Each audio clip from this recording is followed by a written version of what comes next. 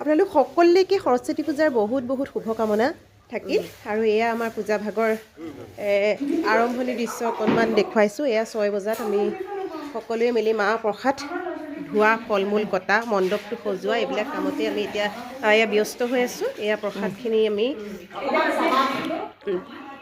ধুই মেলি আজৰি হৈছোঁ আৰু পুৰোহিতো আহিছে, তেওঁলোকে নিজৰ নিজৰ কাম কৰি আছে আৰু এয়া মণ্ডপটো আমাৰ ধুনীয়াকৈ সজাই ৰেডি কৰিলোঁ। এয়া দেউৰ লগতো অকণমান ধেমালি কৰিলোঁ। আশা কৰোঁ আপোনালোকৰ দিনটো শুভ হ'ব, গতিকে পূজাৰ ভিডিঅ'খিনি পাই থাকিব। হাঁহি ফূৰ্তিৰে কৰা কোনো কামেই বিৰক্তিদায়ক নহয়। ৰাতিপুৱা যিমানেই সোনকাল নহওক কিয়, যিমানেই ঠাণ্ডা নালাগেও কিয়, যেতিয়া হাঁহি ফূৰ্তিৰে সকলোৱে মিলি কামখিনি আগবঢ়াই নিয়ে, সময়খিনি কেনেকৈ পাৰ হৈ যায়, কেনেকৈ কামখিনি শেষ হৈ ধৰিবই নোৱাৰি। গতিকে সকলোকে মোৰ শুভকামনা থাকিল। বাগদেৱী আই মাতৃ সৰস্বতীয়ে সকলোৰে জীৱন শুভ কৰক আৰু সকলো ছাত্ৰ ছাত্ৰী, সকলো শিক্ষাৰ্থীলৈ আগন্তুক হায়াৰ ছেকেণ্ডেৰী আৰু মেট্ৰিক বহুত বহুত শুভকামনা থাকিল।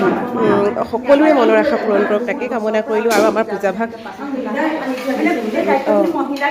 এয়া আৰম্ভ হ'বলৈ এয়া নাৰিকল ওলাইছে, গতিকে ওচৰে পাঁজৰে আছে যদি নিশ্চয় আহিব আমাৰ পূজা ভাগলৈ। আপোনালোকলৈও শুভেচ্ছা থাকিল আৰু পূজাৰ ভিডিঅ'সমূহ দি থাকিম, চাই থাকিব আৰু ইউটিউব চেনেল বিদিতা কালেকশ্যনত সম্পূৰ্ণ ভিডিঅ' পাব।